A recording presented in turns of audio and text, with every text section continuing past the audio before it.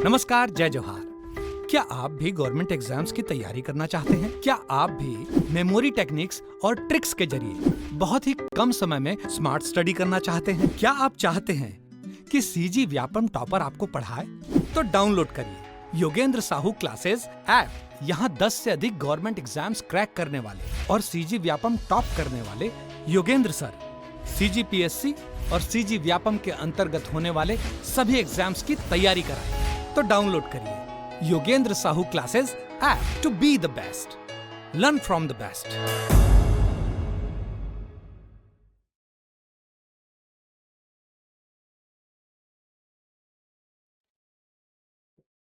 नमस्कार दोस्तों, आप सभी का स्वागत है योगेंद्र साहू ऑनलाइन क्लासेस में। मैं आपका दोस्त, आपका होस्ट, आपका ट्यूटर दीपक आपका इस प्लेटफॉर्म में स्वागत करता हूं।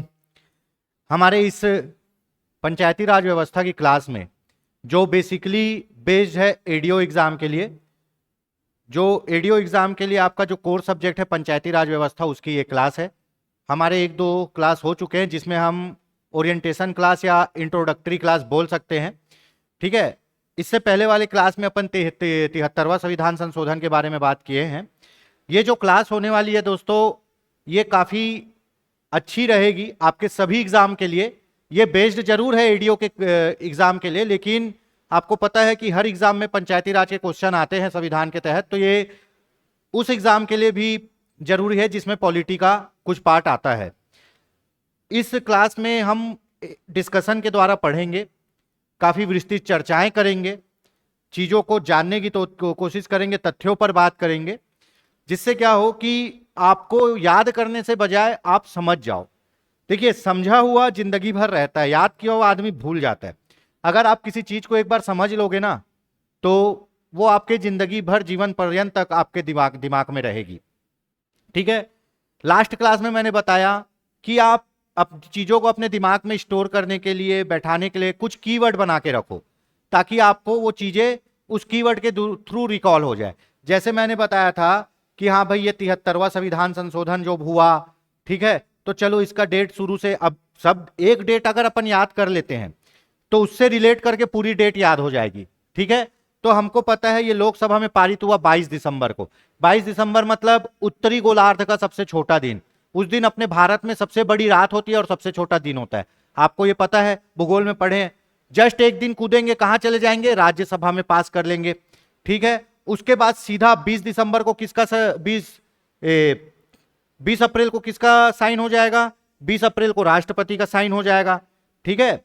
ये 22 दिसंबर है दोस्तों, है ना। ये 23 दिसंबर है, ठीक है। ये 20 अप्रैल है, और ये 24 अप्रैल को क्या हुआ था? पंचायती राज व्यवस्था पूरे भारत में लागू हो गई थी। और 24 अप्रैल को ही अपन क्या मनाते हैं? पंचायती राज दिवस मनाते हैं। 24 अप्रैल को क्या है? सचिन तेंदुलकर का जन्मदिन है, तो अपने को ये दिन याद हो गया, है ना। अगर उससे एक थोड़ा आएंगे तो 20 अप्रैल को राष्ट्रपति क्या किए थे? सिग्नेचर किए थे। अपने को पता है उधर से आएंगे कि 22 दिसंबर को कहां? लोकसभा में। 23 दिसंबर को कहां? राज्यसभा में। 24 अप्रैल को लागू हुआ, उससे कुछ दिन पहले 20 अप्रैल को क्या हुआ? सिग्नेचर हुआ। तो ये पूरा कीवर्ड और पूरे सीक्वेंस में अपन क्या कर सकते हैं? इस चीजों को याद कर सकते हैं। ये अपन पढ़े थे लास्ट क्लास में, इस पे काफी विस्तृत चर्चाएं कर चुके थे, है ना। क्या जोड़ा गया? भाग 9 जोड़ा गया। अनुच्छेद कौन सा जोड़ा गया? 243 जोड़ा गया। लेकिन 243 में भी कैसा जोड़ा गया है? ए बी सी डी, कहां तक?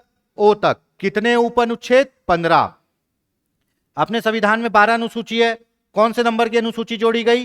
11वें नंबर की। और कितने सब्जेक्ट दिए गए हैं पंचायती राज को काम करने के लिए? 29 सब्जेक्ट दिए गए हैं। तो ये सब तो हो गया था दोस्तों।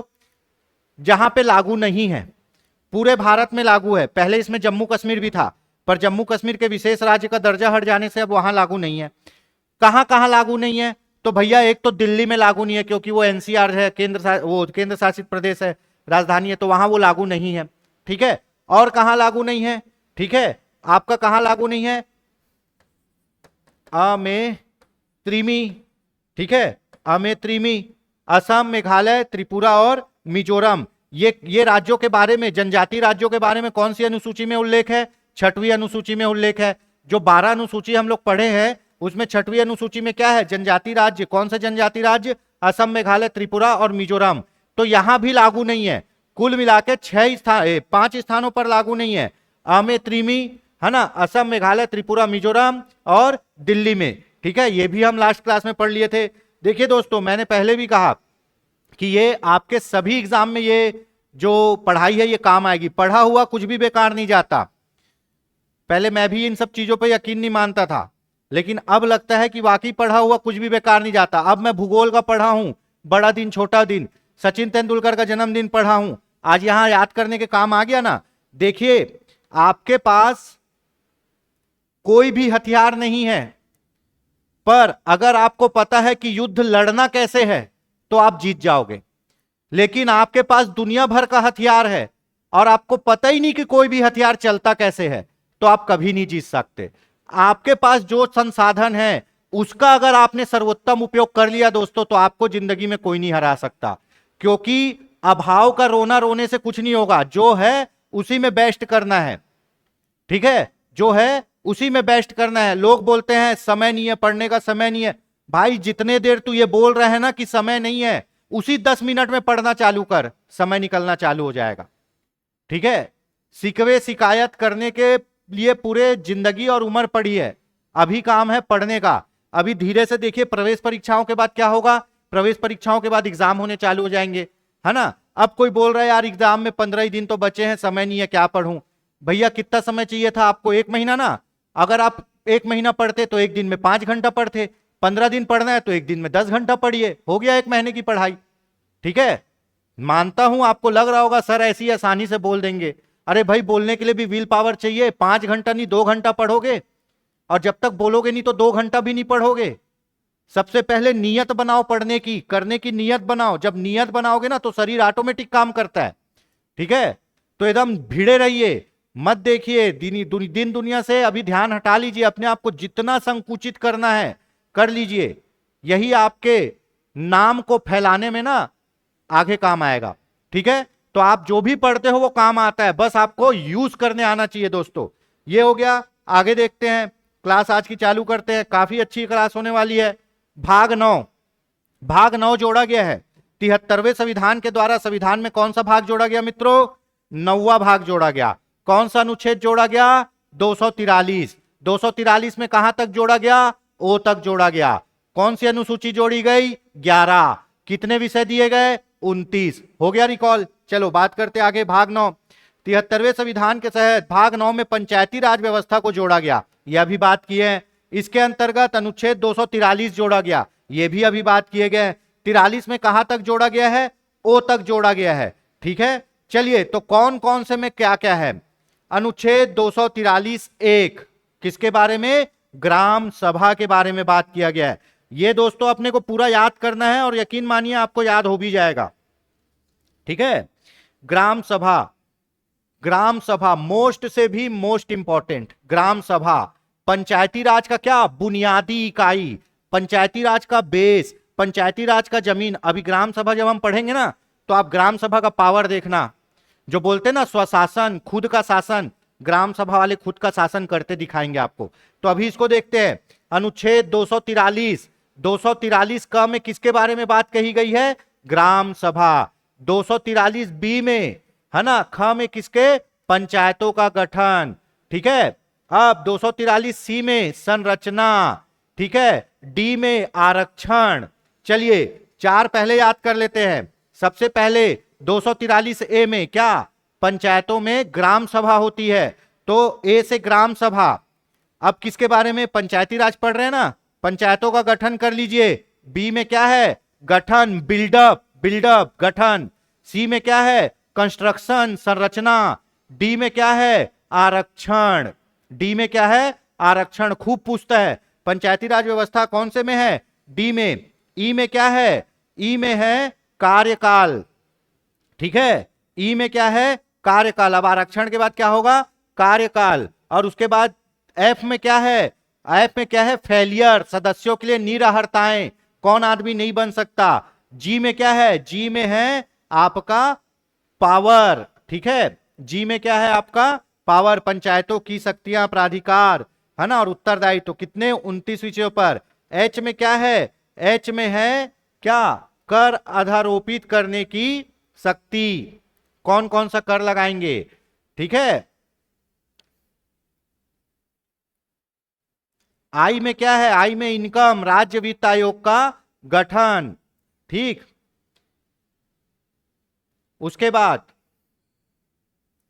जे में क्या है, जे में जांच, लेखाओं की जांच, है ना। के में क्या है, पंचायतों के लिए निर्वाचन आयोग, ठीक है, पंचायतों के लिए निर्वाचन आयोग।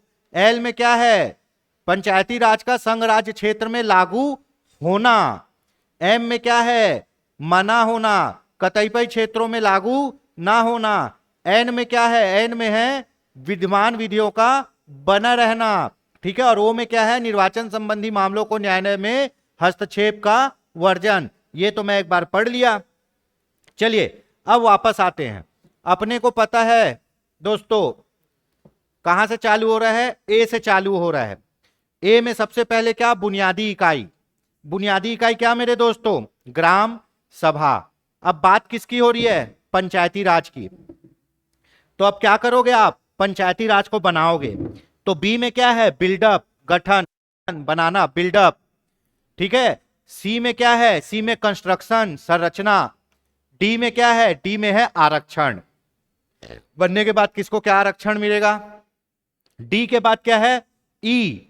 ई में क्या होगा कि कितना दिन चलेगा, कार्यकाल, है ना। आरक्षण के बाद कार्यकाल। एफ, एफ मतलब फेलियर, कौन आदमी पंचायत का सदस्य नहीं बन सकता। एफ, एफ के बाद आएगा जी। जी मतलब पावर, जी माने पार्ले जी। पार्ले जी खाने से क्या होता है दोस्तों, पावर आता है ना। तो पार्ले जी से पावर आ गया तो क्या होगा, पंचायतों को शक्तियां मिल गई कि क्या क्या काम कर सकता है। और कितने विषय में काम करता है पंचायत, 29 विषय में। जी, जी से पावर, पार्ले जी।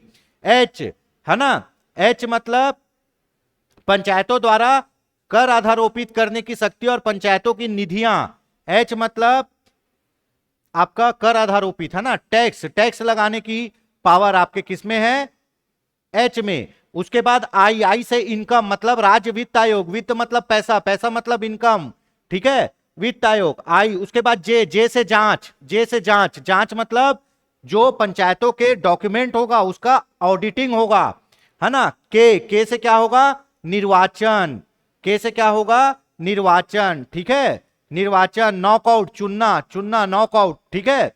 उसके बाद एल, एल मतलब लागू, ल से लागू, एल कहां कहां लागू होगा। एम, एम मतलब मना, मना मतलब कहां कहां लागू नहीं होगा, है ना। उसके बाद एन, एन मतलब निरंतर, जो पहला नियम है वो अभी तक चलते रहेगा, विद्यमान विधियों का पंचायतों का बना रहना, एन। और ओ के बाद क्या होगा, ओ के बाद होगा कि कहीं भी ऑब्जेक्शन नहीं होगा, पंचायतों के चुनाव का ऑब्जेक्शन नहीं होगा, ठीक है।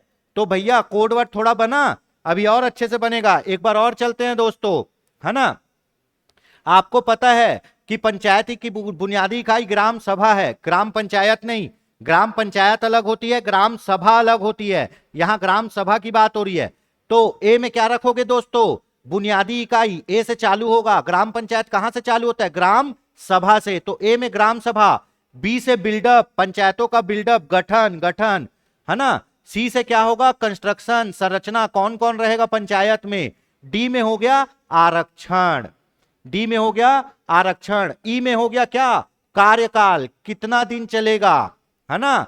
तो कार्यकाल कितना होता है, 5 साल। ई में क्या होगा, कार्यकाल। एफ से आपको पता है फेलियर, फेलियर मतलब निर्हरता, कौन आदमी पंचायत का सदस्य नहीं बनता। जी माने पावर, है ना, जी माने पावर, पार्ले जी माने तो क्या, पंचायतों की शक्तियां 29 विषय में काम करने की, है ना। और एच में क्या होगा, एच में दोनों हाथों से, है ना, एच में दोनों हाथों से अपन टैक्स लगाएंगे, एच में दोनों हाथों से टैक्स लगाएंगे, ठीक है। तो क्या, पंचायतों द्वारा कर लगाने की शक्तियां, एच के द्वारा कर लगाएंगे, एच।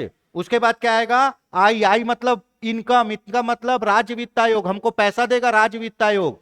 जे मतलब जांच, जो डॉक्यूमेंट है उसका ऑडिटिंग होगा, जांच। के मतलब नॉकआउट, चुनना, चुनना, किसको चुनना, पंचायतों का चुनाव, है ना। के बाद क्या आएगा, एल, एल मतलब लागू रहना, लागू रहना, जो चल रहा है वो चलते रहेगा कुछ क्षेत्र में।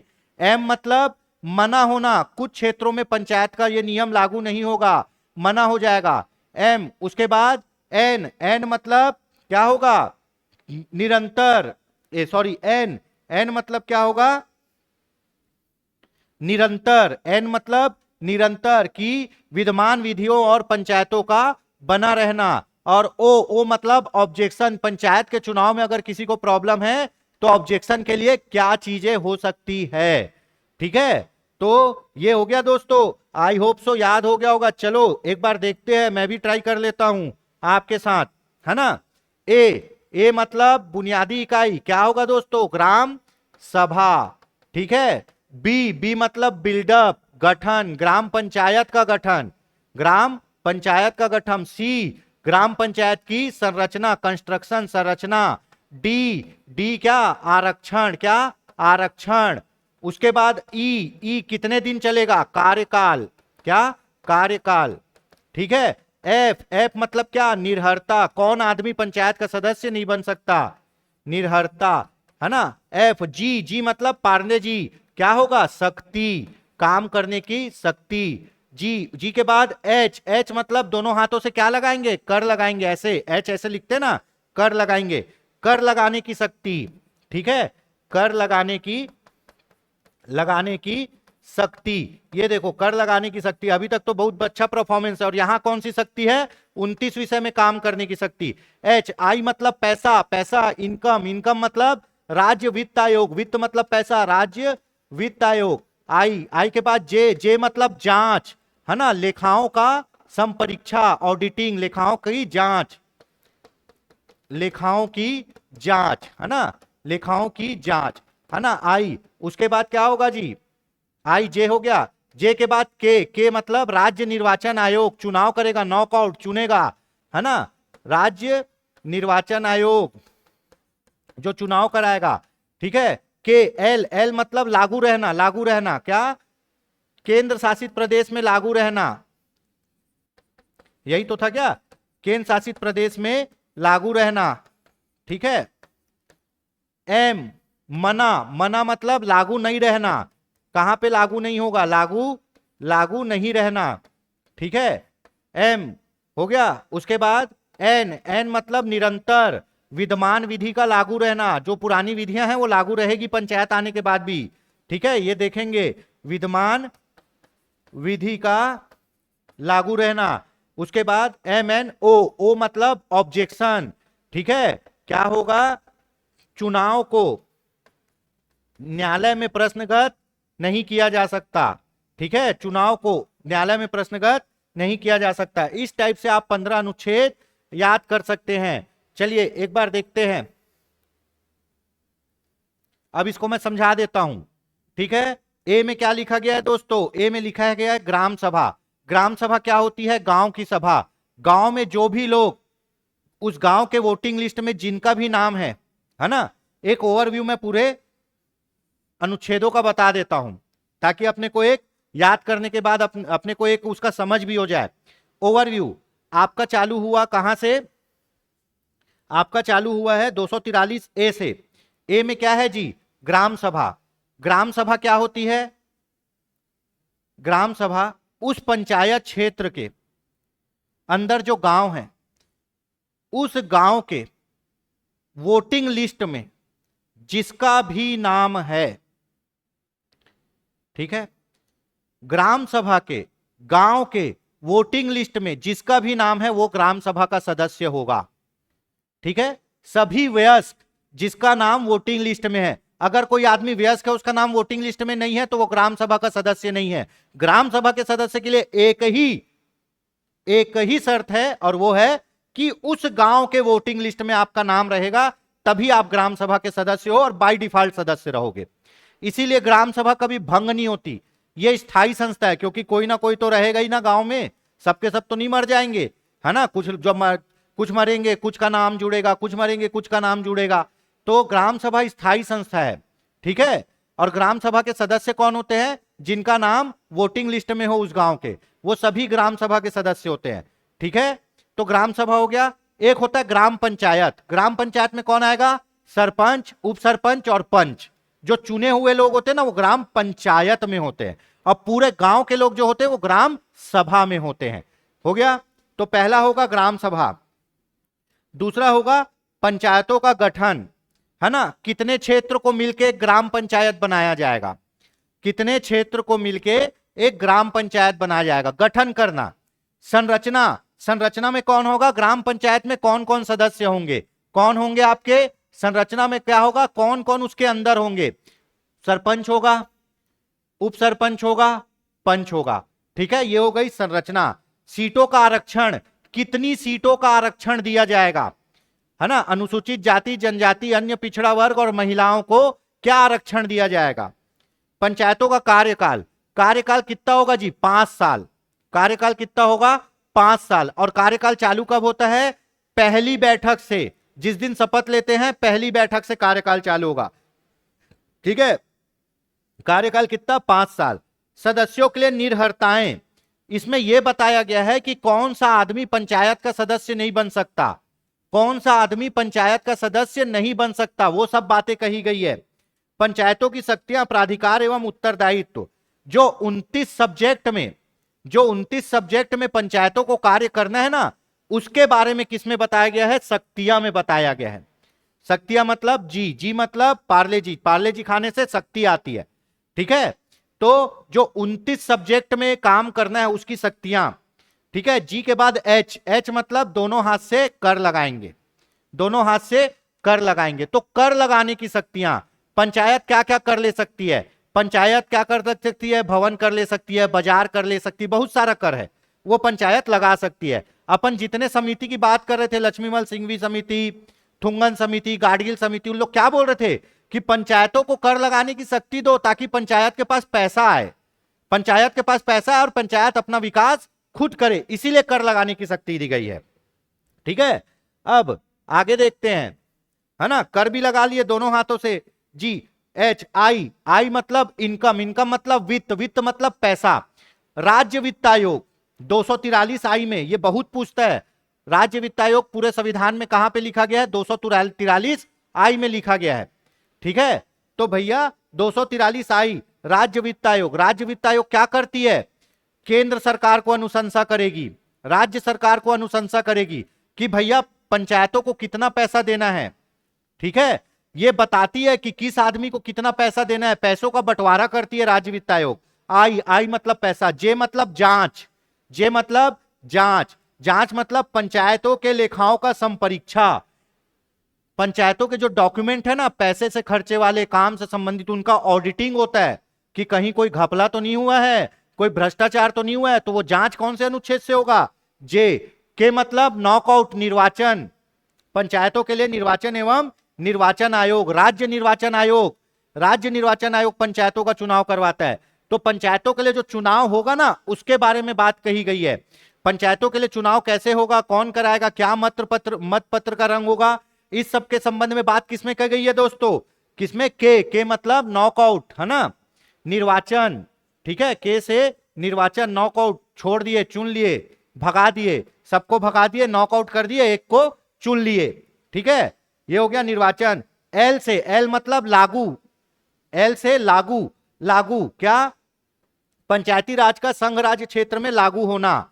कौन कौन से आपके केंद्र शासित प्रदेश में पंचायती राज व्यवस्था लागू है, उनका नाम दिया गया है। ठीक है, लागू होना, एल से लागू होना। एम से क्या होगा, मना होना, नहीं लागू, मना, मना नहीं लागू, है ना।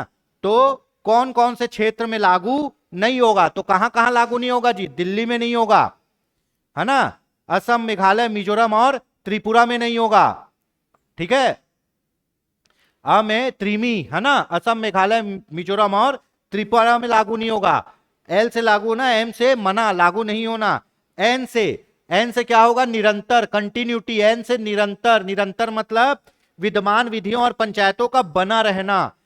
कुछ भी विधि ऐसी है जो पंचायती राज के रहते हुए भी बनी रहेगी, उसको खत्म नहीं करेंगे, पंचायती राज व्यवस्था के बने रहने पे भी वो विधियां बने रहेगी, विधियों का लागू रहना, निरंतर, एन से निरंतर। ओ से ऑब्जेक्शन, निर्वाचन संबंधी मामलों में न्यायालयों के हस्तक्षेप का वर्जन। ये बोला गया है कि पंचायती राज व्यवस्था से, है ना, पंचायती राज व्यवस्था के निर्वाचन संबंधी कुछ मामले हैं जिस पर न्यायालय कोई भी हस्तक्षेप नहीं करेगा।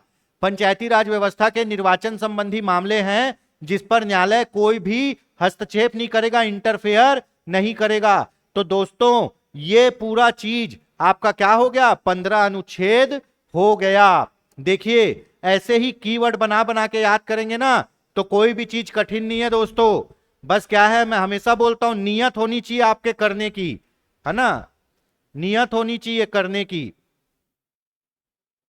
ठीक है, अगर नियत है तो सब होगा। ठीक, जहां चाह वहां राह, और राह में चलते चलते आदमी बहुत आगे निकल सकता। अब चाहोगे नहीं तो राह में चल भी नहीं पाओगे। चलिए आगे देखते हैं। किंतु पंचायती राज अधिनियम के तहत किसी निर्वाचन को निम्न के समक्ष याचिका पेश कर सकते किया जा सकता है। देखिए ओ से ऑब्जेक्शन। ठीक है, अब विधायक के चुनाव में अगर कुछ लफड़ा हुआ है कहां केस करने जाओगे, उच्च न्यायालय।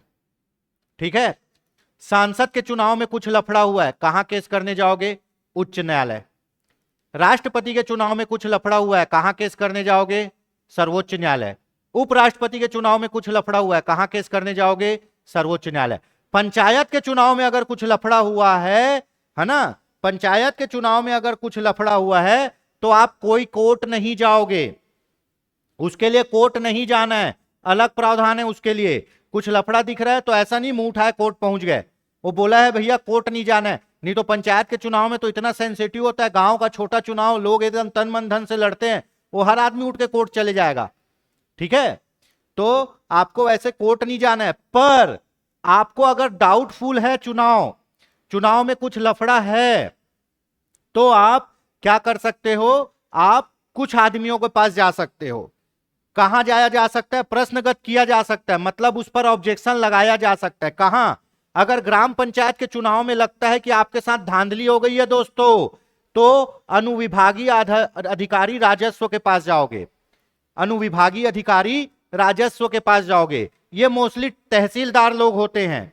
ये कौन होते हैं, तहसीलदार लोग। पर आपको तहसीलदार नहीं पढ़ना है, अनुविभागीय अधिकारी। ठीक है, ब्लॉक में जाना है आपको, ब्लॉक ऑफिसर के पास, अनुविभागीय अधिकारी के पास जाना है। किसके, राजस्व वाले। मोस्टली तहसीलदार लोग ही अनुविभागीय अधिकारी होते हैं। आपके आसपास में तहसील ऑफिस में देखना, अनुविभागीय अधिकारी राजस्व और तहसीलदार तहसीलदार ऑफिस लिखा रहेगा। ठीक है, तो ग्राम पंचायत के चुनाव में आपको अगर कोई प्रॉब्लम है तो अनुविभागीय अधिकारी राजस्व के पास जाना ऑब्जेक्शन लेके। जनपद पंचायत के पास कोई है तो सीधा कलेक्टर के पास जाना, और जिला पंचायत के पास है तो संचालक पंचायत के पास जाना। जो सेक्रेटरी है ना, जो सेक्रेटरी है पंचायत एवं ग्रामीण विकास विभाग का, उसके पास जाना है। ठीक है, तो जैसे जैसे बड़े स्तर पे चुनाव का ऑब्जेक्शन, उतने ही बड़े आदमी के पास आपको क्या करना है, जाना है। तो ग्राम पंचायत के लिए किसके पास जाओगे, अनुविभागीय अधिकारी। ग्राम पंचायत के चुनाव में कुछ लफड़ा हो गया तो अनुविभागीय अधिकारी के पास जाओगे। तहसीलदार रैंक का आदमी होता है, उससे बड़ा कौन है, कलेक्टर। जनपद पंचायत का हो जाएगा तो कहां जाओगे, कलेक्टर। और उससे बड़ा हो गया जिला पंचायत के चुनाव में कोई प्रॉब्लम हो गई तो कहां, संचालक पंचायत, मतलब सेक्रेटरी जैसा बोल सकते हैं, है ना।